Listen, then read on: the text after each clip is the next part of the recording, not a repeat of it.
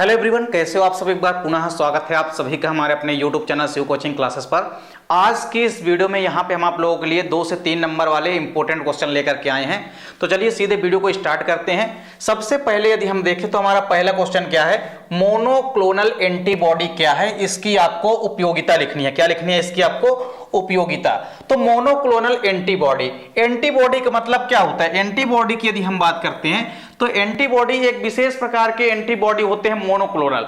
तो monoclonal antibody एक प्रकार की विशेष प्रकार की एंटीबॉडी होते हैं जो कि रोगक्षम होते हैं, मतलब रोगों से लड़ने की क्षमता जो है इस मोनोक्लोनल एंटीबॉडी के अंदर होती है।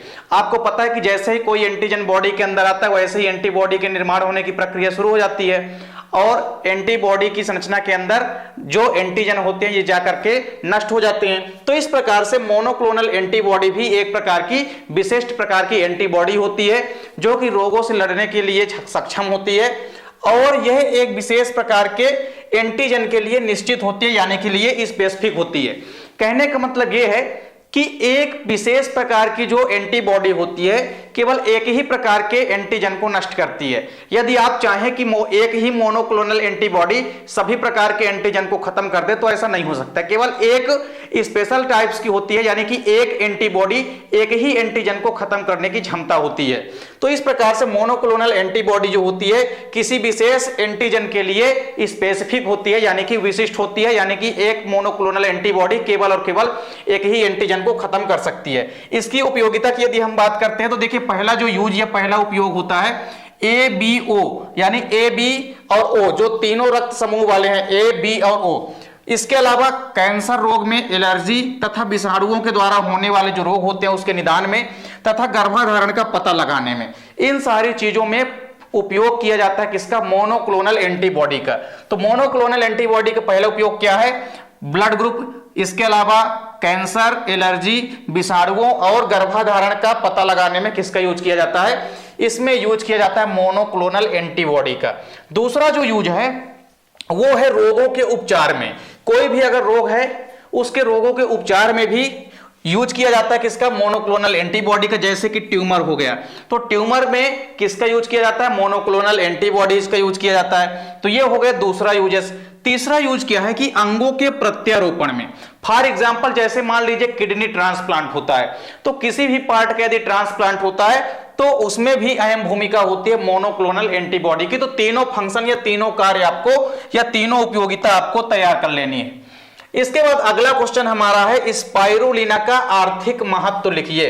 तो स्पाइरुलिना की यदि हम बात करते हैं तो स्पाइरुलिना एक प्रकार का क्या होता है? Blue green algae. क्या होता है? एक प्रकार का ब्लू ग्रीन एल्गी। स्पाइरुलिना एक ब्लू ग्रीन एल्गी होता है, यानी कि नील हरित शैवाल होता है, यानी कि एक प्रकार का साइनोबैक्टीरिया होता है जो कि तालाबों में या जलीय क्षेत्रों में पाया जाता है। तो ब्लू ग्रीन एल्गी होता है स्पाइरुलिना एक प्रकार का। स्पाइरुलिना के कई सारे आर्थिक महत्व हैं। तो स्पाइरुलिना का देखिए जो इंपॉर्टेंट महत्व है वो क्या है? पहला इंपॉर्टेंस क्या है कि इसकी उच्च जैव मास उत्पादन क्षमता होती है और इसके अंदर बड़े पैमाने में प्रोटीन उत्पन्न करने की क्षमता होती है, यानी स्पाइरुलिना जो है प्रोटीन का बहुत ही अच्छा स्रोत होता है। तो पहला इंपॉर्टेंस किसके रूप में हो गया कि इसके माध्यम से हम प्रोटीन को भी प्राप्त करते हैं, यानी प्रोटीन का इंपॉर्टेंट स्रोत या सोर्स होता है स्पाइरुलिना। दूसरा यूज क्या है कि बहुत ही कम समय में हम औद्योगिक स्तर पर यानी कि इंडस्ट्रियल लेवल पर इसको उगा सकते हैं। कम समय पर अधिक मात्रा में स्पाइरुलिना को हम इंडस्ट्रियल लेवल में उगा सकते हैं। दूसरा इंपॉर्टेंस है। तीसरा इंपॉर्टेंस क्या है कि किसी भी आलू संसाधन संयंत्र, इसके अलावा अपशिष्टों पर जैसे कि घास फूस या खरपतवारों पर, इसके अलावा पशु खाद जो होती है तथा जो वहित मल होते हैं यहां पर भी आसानी से उगाया जा सकता है किसको? स्पाइरुलिना को। तो स्पाइरुलिना के ये हो गए तीसरे इंपॉर्टेंस। चौथा इंपॉर्टेंस क्या है कि स्पाइरुलिना में ना केवल प्रोटीन की मात्रा उपस्थित होती है बल्कि इसमें विटामिन हो गया, खनिज हो गया, इसके अलावा जो वसा या लिपिड है इनकी मात्रा भी प्रबल मात्रा में मौजूद होती है। तो इस प्रकार से ये प्रोटीन के अलावा विटामिन, खनिज, लवण का भी एक अच्छा स्रोत माना जाता है। तो स्पाइरुलिना का आर्थिक महत्व आपको तैयार कर लेना है। इसके बाद अगला इंपॉर्टेंट क्वेश्चन है जीएम फसलों के लाभ लिखिए। जीएम फसलों का मतलब होता है जेनेटिकली मॉडिफाइड जो फसलें होती है, यानी कि ट्रांसजेनिक फसलें इनको आप कह सकते हैं। तो ट्रांसजेनिक फसलें या आनुवांशिक रूप से जो रूपांतरित फसलें हैं इनके कई सारे लाभ हैं। तो मान लीजिए कोई ऐसी फसल है जिसके जीनों के अंदर हमने एक बाहर से विशेष प्रकार के जीन का समावेश करा दिया और एक नई प्रकार की फसल को हमने तैयार किया, तो उसे हम कहेंगे ट्रांसजेनिक फसल, यानी कि जेनेटिकली मॉडिफाइड फसल, तो यानी कि जीएम फसल कहेंगे उसे। तो जीएम फसल के कई सारे लाभ हैं। पहला लाभ क्या है, देखिए जीएम फसलें जो होती है इन फसली पौधों में वांछित फिनोटाइपिक लक्षण उत्पन्न करती है, यानी एक अच्छी किस्म की फसलों की प्रजातियों को हम डेवलप या विकसित कर सकते हैं किसके थ्रू, जीएम फसलों के थ्रू। दूसरा इंपॉर्टेंस क्या है इसका, दूसरा इंपॉर्टेंट लाभ क्या है कि ट्रांसजीनेसिस द्वारा हम क्या कर सकते हैं, कोई भी जीएम पौधे हैं उनमें विशिष्ट प्रकार की प्रोटीन उत्पन्न करने वाले जीवों को हम प्रविष्ट करा सकते हैं, जिस कारण से ये फसलें बाद में उस प्रोटीन का ही उत्पादन करने लगती हैं। फॉर एग्जांपल किसी फसल के अंदर हमने एक विशेष प्रकार के जीव को प्रवेश करा दिया जिसके कारण उसके अंदर प्रोटीन का निर्माण हो जाता है और एक विशेष प्रकार के प्रोटीन का उत्पादन करने लगती हैं जीएम फसलें। तीसरा इंपॉर्टेंट यह लाभ क्या है कि इन फसलों में पूर्व से जो उपस्थित जीन होते हैं उनकी अभिव्यक्ति को रोका जा सकता है, अभिव्यक्ति को रोकने में भी सहायता मिलती है। तो पहले से अगर कोई जीन उपस्थित है फसलों के अंदर तो उनकी अभिव्यक्ति को रोकने में भी सहायता मिलती है। इसके अलावा देखिए अगला क्वेश्चन हमारा क्या है कि परजीवी जीवाणु क्या होते हैं, क्या है परजीवी जीवाणु क्या होते हैं, यानी कि ट्रांसजेनिक बैक्टीरिया क्या होते हैं, इनका आपको उदाहरण भी बताना है। तो परजीवी जीवाणु जो होते हैं या ट्रांसजेनिक बैक्टीरिया की यदि हम बात करते हैं तो देखिए ऐसे बैक्टीरिया जिनके जीनों में या डीएनए में हम एक नए प्रकार के जीन या डीएनए का समावेश करा देते हैं, और जब हम किसी नए जीन या डीएनए का समावेश करा देते हैं तो वो नया जीन या डीएनए अपनी अभिव्यक्ति को प्रदर्शित करता है, इसे ही हम कहते हैं परजीवी जीवाणु या ट्रांसजेनिक बैक्टीरिया। जैसे मान लीजिए हमारे पास क्या है, कोई एक यहां पे बैक्टीरिया है, इस बैक्टीरिया के अंदर जो भी जीन उपस्थित है, इस बैक्टीरिया के अंदर मान लीजिए जो भी जीन उपस्थित हैं, अब हमने क्या किया कि बाहर से कुछ जीनों को क्या कर दिया, बाहर से कुछ जीन का हमने क्या कर दिया, समावेश करा दिया। क्या कर दिया हमने, बाहर से कुछ जीनों का समावेश करा दिया इस बैक्टीरिया के अंदर, जिसके चलते ये जो बाहरी जीन हमने प्रवेश कराया, ये बाहरी जीन यहां पहुंचने के बाद अपनी अभिव्यक्ति या अपना लक्षण जो है व्यक्त करता है, और इसे ही हम कहते हैं परजीवी जीवाणु। मतलब एक दूसरे प्रकार के जीन को अगर हम समावेश करा देंगे तो उसके चलते जो जीवाणु की संरचना में रूपांतरित होगा, यानी जो जीवाणु जो नया प्रकार का जीवाणु बनेगा उसे हम कहेंगे परजीवी जीवाणु या ट्रांसजेनिक बैक्टीरिया। ट्रांसजेनिक बैक्टीरिया के एग्जाम्पल की यदि हम बात करते हैं तो इसका सबसे बड़ी एग्जाम्पल है इस्चेरिचिया कोलाई, या आप शॉर्टकट में इसको कहते हैं इकोलाई। तो इकोलाई जो है एक इंपोर्टेंट बैक्टीरिया होता है जो कि परजीवी जीवाणु है, और यह आपको यह भी याद रखना है कि जो इकोलाई बैक्टीरिया होता है इसके माध्यम से ही हम इंसुलिन का उत्पादन करते हैं। और इंसुलिन एक प्रकार का क्या होता है, इंसुलिन एक विशेष प्रकार का क्या होता है, हार्मोन होता है। क्या होता है, एक विशेष प्रकार का हार्मोन होता है जिसकी कमी से डायबिटीज या शुगर रोग हो जाता है या मधुमेह रोग हो जाता है। तो मधुमेह रोग या डायबिटीज रोग के निदान के लिए ही इंसुलिन के उत्पादन करने में अहम भूमिका होती है इकोलाई बैक्टीरिया की।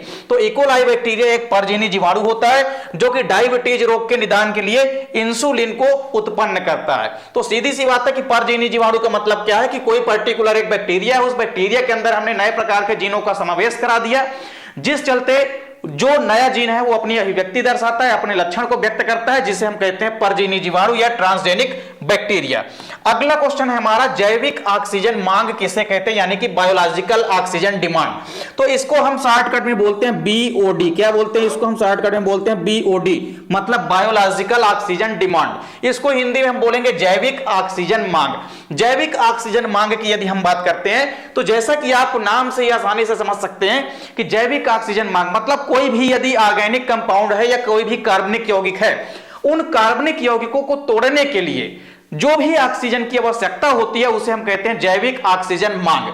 तो जैविक ऑक्सीजन मांग देखिए है क्या कि एक विशिष्ट समय में तथा एक विशिष्ट तापमान पर, यानी एक निश्चित तापमान पर दिए गए पानी के नमूने में जो कार्बनिक पदार्थ होते हैं उनको तोड़ने के लिए जो वायवीय जैविक जीव होते हैं उनके द्वारा जो ऑक्सीजन की आवश्यकता होती है उसे ही हम क्या कहते हैं, जैविक ऑक्सीजन मांग कहते हैं।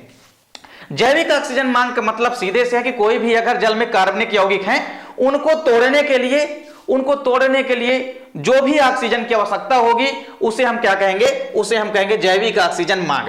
जैसे देखिए कई प्रकार के कार्बनिक पदार्थ जैसे मृत पौधों के अंदर, घास की कतरन के अंदर, इसके अलावा खाद व सीवेज के पानी में जो भी मौजूद होते हैं कार्बनिक पदार्थ, इनको तोड़ने के लिए जो भी आवश्यकता होती है ऑक्सीजन की उसे हम कहते हैं जैविक ऑक्सीजन मांग, यानी कि बायोलॉजिकल ऑक्सीजन डिमांड। तो बायोलॉजिकल ऑक्सीजन डिमांड, कई बार इसका पूरा नाम पूछा जाता है, बीओडी का पूरा नाम तो आपको याद रखना है बायोलॉजिकल ऑक्सीजन डिमांड। तो अगला क्वेश्चन आपका है परागकण भित्ति की रचना में टेपिडम की भूमिका की व्याख्या कीजिए।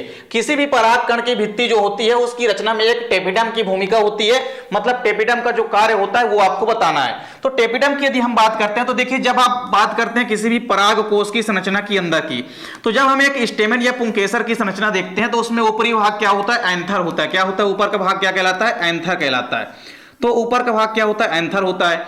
इस एंथर की संरचना के अंदर आपको कई सारे यहाँ पे एक बीजांड, लघु बीजाणुधानी दिखाई देते हैं। क्या दिखाई देते हैं, लघु बीजाणुधानी, और इनके अंदर होते हैं लघु बीजाणु यानी कि परागकण। तो देखिए क्या होता है कि जो पराग कोष होते हैं ये जब फटते हैं तब इसमें से परागकण बाहर निकलते हैं। तो जैसे ही पराग कोष फटता है वैसे परागकण बाहर निकलते हैं। तो परागकण का बाहर निकलने में, यानी कि जो पराग कोष होता है, पराग कोष के स्फुटन में पहला इंपॉर्टेंट काम टेपिडम का क्या है कि यह पराग कोष के स्फुटन में मदद करता है, मतलब पराग कोष के फटने में मदद करता है, जिस कारण से ही परागकण क्या होते हैं, मुक्त होते हैं, यानी बाहर निकल के जाते हैं। दूसरा टेपिडम का कार्य क्या होता है कि यह विकसित हो रहे होते परागकण को पोषण देता है। जो परागकण या पोलन ग्रैंड डेवलप हो रहा होता है उसको पोषण देने का, यानी कि न्यूट्रिशन देने का काम किसका होता है, टेपिडम का होता है। तो टेपिडम के दोनों कार्य आपको याद रखना है।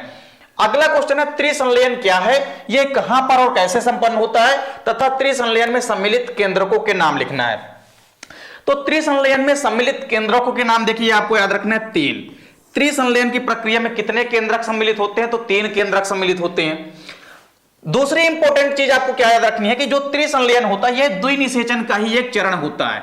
किसी भी एंजियोस्पर्मिक या आवृत्तबीजी पादपों के अंदर एक विशेष प्रक्रिया होती है जिसे हम बोलते हैं डबल फर्टिलाइजेशन, यानी कि द्विनिषेचन। द्विनिषेचन का ही एक पार्ट होता है ट्रिपल फिजन। और ट्रिपल फिजन में होता क्या है कि ट्रिपल फिजन में जो द्वितीयक केंद्रक होता है, देखिए जब भी हम बात करते हैं किसी भी पराग नलिका से 2 केंद्रक मुक्त होते हैं। पराग नलिका जब आती है भ्रूणकोश के अंदर तो इस पराग नलिका से 2 केंद्रक क्या होते हैं, मुक्त होते हैं। अब 2 केंद्रकों के जो मुक्त होते हैं, 2 केंद्रकों में से देखिए 2 केंद्रकों में से होता क्या है, 2 केंद्रकों में से देखिए जो पहला केंद्रक होता है, एक केंद्रक ये हो गया, एक केंद्रक मान लीजिए हो गया।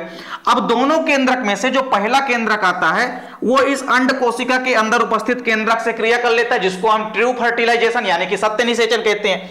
और जो बचा ये दूसरा वाला ये जो दूसरा वाला नरयुग्मक बचा है, ये दूसरा नरयुग्मक जाएगा भ्रूणकोश के अंदर और द्वितीयक केंद्रक के साथ संयोग करेगा, यानी टोटल एक द्वितीयक केंद्रक हो गया, देखिए 2 द्वितीयक केंद्रक हो गए और एक ये दूसरा नरयुग्मक, तो 3 केंद्रक टोटल मिल गए। तो इस प्रकार से इस क्रिया में टोटल 3 केंद्रक मिलते हैं, इसीलिए इस क्रिया को हम क्या बोलते हैं, त्रिसंलयन कहते हैं। तो त्रिसंलयन की प्रक्रिया में आपको हमेशा याद रखना है कि इस प्रक्रिया में होता क्या है। तो देखिए इस प्रक्रिया में जो दूसरा नरयुग्मक होता है, यानी जो दूसरा नरयुग्मक होता है, देखिए जो दूसरा नरयुग्मक होता है, तो दूसरा नरयुग्मक जो होता है ये क्रिया किसके साथ करता है, दूसरा नरयुग्मक क्रिया करता है किसके साथ, ये करता है द्वितीयक केंद्रक के साथ क्रिया। किसके साथ, ये द्वितीयक केंद्रक के साथ क्रिया करता है।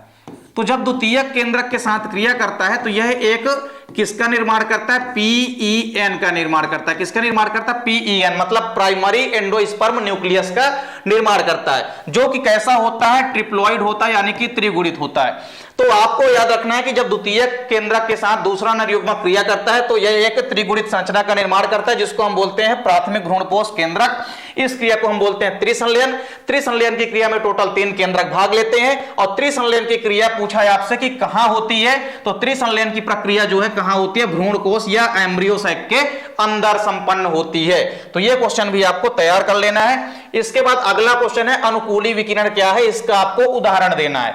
तो अनुकूली विकिरण का मतलब क्या है कि कोई भी पर्टिकुलर, मान लीजिए कोई एक एरिया या क्षेत्र है, उस एरिया या क्षेत्र में मान लीजिए कोई एक स्पीसीज या कोई भी प्रजाति निवास कर रही है। उस एक प्रजाति के द्वारा अगर वहां पे कई सारी प्रजातियां डेवलप हो जाती है या विकसित हो जाती है तो इस क्रिया को हम कहते हैं अनुकूली विकिरण। जैसे मान लीजिए हमारे पास कोई एक पर्टिकुलर ये एरिया है, इसमें मान लीजिए कोई एक प्रजाति है। कितनी प्रजाति है, कोई एक प्रजाति है केवल। तो इस एक प्रजाति से अगर यहां पे कई सारी दूसरी प्रजाति विकसित हो जाए, तीसरी प्रजाति कोई विकसित हो जाए, चौथी प्रजाति कोई विकसित हो जाए, तो इस प्रकार से कई सारी प्रजातियां अगर डेवलप या विकसित हो जाती है किसी एक ही प्रजाति से किसी एक क्षेत्र में, तो इस क्रिया को हम बोलते हैं अनुकूली विकिरण, या इसको हम इंग्लिश में बोलते हैं एडाप्टिव रेडिएशन। क्या बोलते हैं इसको हम इंग्लिश में बोलते हैं एडाप्टिव रेडिएशन। तो ये भी आपको याद रखना है, एडाप्टिव रेडिएशन। हो सकता है आपके एग्जाम में डायरेक्टली इंग्लिश का वर्ड पूछ लिया जाए, तो आपको यह भी याद रखना है कि अनुकूली विकिरण को हम इंग्लिश में कहते हैं एडाप्टिव रेडिएशन।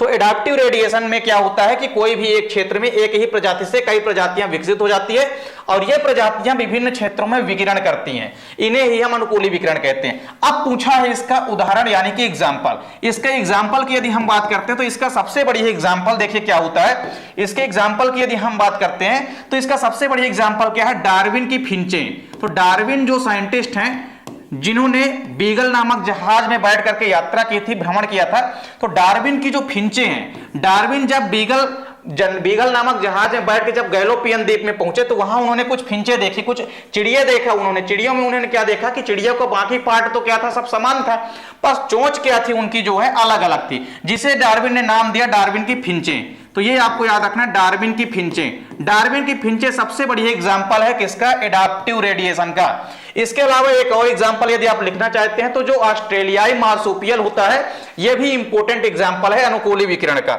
अगला क्वेश्चन है हमारा, मेटास्टेसिस क्या है, इसका अर्थ क्या है, इसकी व्याख्या करिए। तो मेटास्टेसिस का मतलब क्या होता है, देखिए कुछ विशेष प्रकार के ट्यूमर होते हैं। क्या होते हैं, कुछ विशेष प्रकार के ट्यूमर होते हैं जिन्हें हम मेलिग्नेंट ट्यूमर कहते हैं। क्या कहते हैं, मेलिग्नेंट ट्यूमर कहते हैं। और ये मेलिग्नेंट ट्यूमर जो होते हैं ये केवल एक ही स्थान तक सीमित नहीं रहते हैं, ये रक्त के माध्यम से या लसिका यानी कि लिम्फ के माध्यम से दूसरे स्थानों पर भी मल्टीप्लिकेशन करते हैं, दूसरी कोशिकाओं पर भी गुणन करते हैं। तो इसे ही हम क्या कहते हैं, मेटास्टेसिस कहते हैं। तो मेटास्टेसिस का मतलब है कि कुछ विशेष प्रकार की जो कैंसर कोशिकाएं होती है, तो जो कैंसर कोशिकाएं होती है ये क्या करती हैं कि नए नए स्थानों तक फैलती है, और इनके नए नए स्थानों तक जो फैलने की प्रवृत्ति होती है इसे ही हम कहते हैं मेटास्टेसिस। तो मेटास्टेसिस जो होता है एक विशेष प्रकार की कैंसर कोशिकाएं या ट्यूमर कोशिकाएं होती है जो केवल एक ही जगह तक सीमित नहीं रहती हैं बल्कि कई नई नई जगहों पर फैलती रहती हैं। उनके नए नए जगहों में फैलने की जो प्रवृत्ति होती है या नए नए जगहों में फैलने की जो क्षमता होती है इसे ही हम कहते हैं मेटास्टेसिस। तो यह चीज आपको ध्यान में रखनी है, काफी इंपॉर्टेंट क्वेश्चन है, एग्जाम में आपके पूछा जा सकता है। अगला क्वेश्चन है गंगा एक्शन प्लान क्या है। तो गंगा एक्शन प्लान की यदि हम बात करते हैं तो यह भारत सरकार के द्वारा या केंद्र सरकार के द्वारा 1986 में विकसित की गई या डेवलप की गई एक योजना है, जिसका प्रमुख उद्देश्य क्या था कि गंगा नदी में ज्यादा मात्रा में जो प्रदूषण था उसमें कमी लाना। तो गंगा नदी के जो प्रदूषण है या पॉल्यूशन है उसके स्तर में या लेवल में कमी लाना ही प्रमुख या इंपॉर्टेंट ऑब्जेक्ट किसका था, गंगा एक्शन प्लान का। तो गंगा एक्शन प्लान जो है 1986 में प्रारंभ की गई एक योजना थी सरकार की, जिसका प्रमुख उद्देश्य या ऑब्जेक्ट क्या था कि गंगा नदी में जो भी पॉल्यूशन या प्रदूषण है इसमें कमी लाना। तो ये है गंगा एक्शन प्लान। जैसे यदि आप एग्जांपल के तौर में देखें तो जो नदी होती है उसमें कई सारे बैक्टीरिया जैसे जीवाणु हो गया, इकोलाई हो गया, इनकी संख्या बहुत ज्यादा मात्रा में थी। इनकी कमी करने के लिए ही क्या किया गया, गंगा एक्शन प्लान जो है लागू किया गया, क्योंकि जब इनकी संख्या कमी होगी, अनेक जीवाणुओं की संख्या में कमी आएगी, तभी तो जाके पॉल्यूशन में भी कमी आएगी। तो इस प्रकार से आपको याद रखना है कि गंगा एक्शन प्लान जो है 1986 में प्रारंभ की गई केंद्र सरकार की एक योजना थी, जिसके माध्यम से प्रमुख उद्देश्य क्या था कि गंगा नदी में जो भी प्रदूषण था उसको कम करना। तो इस प्रकार से यहां पे हमने आपको 10 इंपोर्टेंट क्वेश्चन प्रोवाइड कराए हैं। तो देखिए जितने भी इंपोर्टेंट क्वेश्चन है इनको आपको तैयार करना है, और खास तौर से जो आपके 2 से 3 नंबर वाले इंपोर्टेंट क्वेश्चन है इनको आप पूरे क्वेश्चन को अच्छे से तैयार करिए, क्योंकि कई सारे क्वेश्चन आपके बोर्ड एग्जाम में यहां से जरूर देखने को मिलेंगे। उम्मीद करता हूं वीडियो पसंद आई होगी। वीडियो अच्छी लगे तो लाइक कमेंट जरूर करें, साथ ही साथ दोस्तों के बीच ज्यादा से ज्यादा वीडियो को शेयर करें। चैनल पे यदि नए हैं तो चैनल को सब्सक्राइब जरूर कर लें। मिलते हैं नेक्स्ट वीडियो में, तब तक के लिए जय हिंद, वंदे मातरम।